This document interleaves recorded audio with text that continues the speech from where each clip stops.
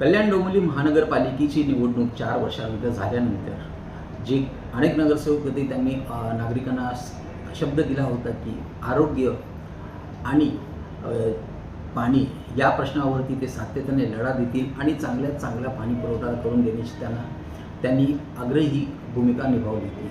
परंतु निवडणूक झाल्यानंतर आता 2 ते 3 महिने होत आले असताना देखील नागरिकांना चांगलं पाणी भेटत नाही, अनेक ठिकाणी तर पाणीच येत नाही।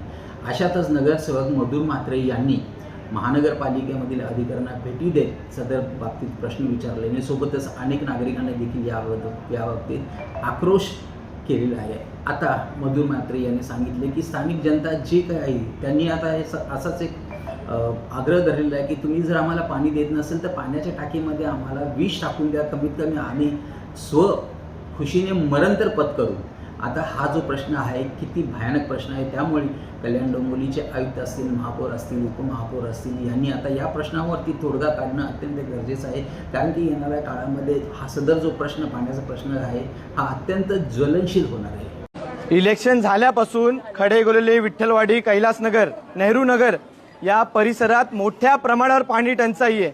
अक्षरशः सण असेल, परीक्षा असेल, नोकरी असेल, सगळं वाऱ्यावर टाकले बिचाऱ्या महिलांनी। ना आंघोळ करता येते, ना पाणी पिता येते, ना जेवण बनवता येते, अशी परिस्थिती झाली आहे। नाही झोप पण नाही राहत रात्रीच्या। अक्षरशः लोक आम्हाला येऊन बोलतायत की एक काम करा, पाण्याच्या टाकीमध्ये झेर टाका आणि मारून टाका सगळ्यांना।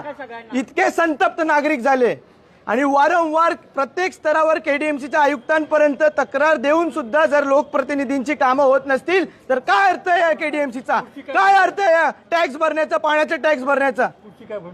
पुढची भूमिका हीच आहे। आज पण आम्ही इथं आलोय, डेप्युटी इंजिनियरांना भेटलोय, ते बोलतात आमच्या हातात अजून काय नाही, 12 वरून काहीतरी होईल तर काहीतरी होईल। पण मी त्यांना ठाम सांगतोय, जर आता पाणी 2-3 दिवसात नीट सुरळीत झालं नाही तर हा तर मोर्चा पण नाही तर साधे लोक आणलेत आम्ही पूर्ण कल्याण पूर्व, पूर्ण कल्याण वेस्ट पर्यंत जॅम करून टाकू। कारण की या बिचाऱ्या माणसांना, गोरगरीब लोकांना पाणी मिळालं पाहिजे। हे सगळी चाळीतली, बिल्डिंग मधली जनता आहे। एवढा करोडो रुपयांचा टॅक्स भरून सुद्धा जर पाणी भेटत नसेल तर मग टाळा लावा केडीएमसीला, काय अर्थ नाहीये।